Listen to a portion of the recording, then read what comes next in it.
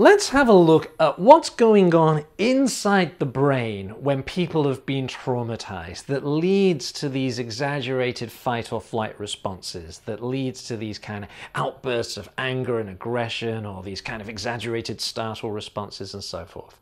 And I'm going to introduce you to 4 metaphors which I hope will be helpful to you in remembering what goes on here.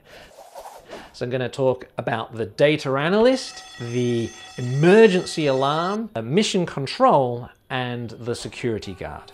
So let's talk first of all about the data analyst. This is the thalamus, an important part of the emotional brain. The thalamus gathers data together from the external world and the internal world. So all the data that's coming to you through your 5 senses, what you can see and hear and touch and taste and smell, all converges on the thalamus. All the stuff that's coming from your internal world, your proprioception about where your body is, the state of your muscles, what's going on in your digestive system, your heart rate, your respiratory rate.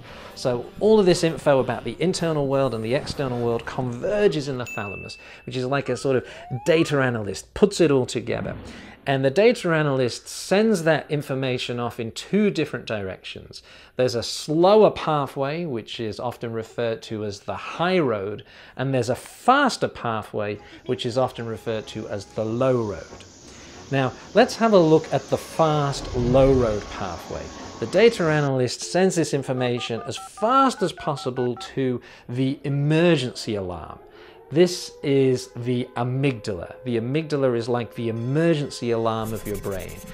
If it detects a kind of threat, whether it's a real threat or whether it's a perceived threat, it fires off. Woo, woo, woo, woo, danger, danger, danger, danger, danger. And it has to do that job well.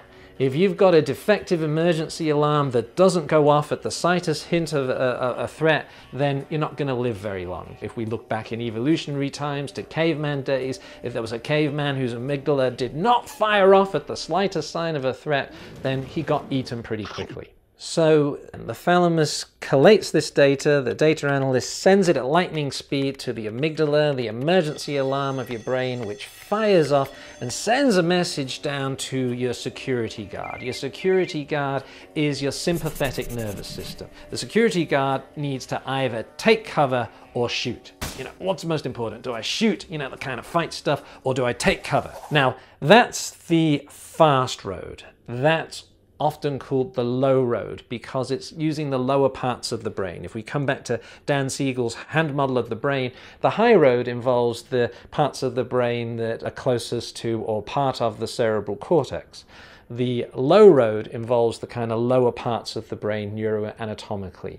And so your amygdala is right here in your emotional brain, and it's sending that information. The alarm's gone off, it's sending that information down to the security guard, the kind of fight or flight sympathetic response, the lower part of your brain. Now that's much, much faster than the high road, that basically the thalamus sends this information at the same time to what we might call mission control. So mission control is the medial prefrontal cortex, this bit of your brain that's right up front, just above your eyes. This is like mission control. It gathers all the data together and it makes an informed response. You become aware of what's happening. You can tap into different parts of your cerebral cortex and make an informed decision about whether or not this is a real, genuine threat that you need to take action on, or whether it was a perceived threat and you're actually okay. So that's quite a few microseconds slower than the low road fast response. The amygdala, or the emergency alarm, also sends information to mission control. And again, though, that's slower than the immediate response that's gone to the security guard. And so what's happening in the traumatized brain is that the data analyst is continually feeding inaccurate data to the overactive emergency alarm, which is firing off again and again and telling the security guard over and over to take cover or shoot. And so we're getting this kind of sympathetic hyperarousal, this kind of anger, irritability, or fear and startle and withdrawal and retreat over and over again.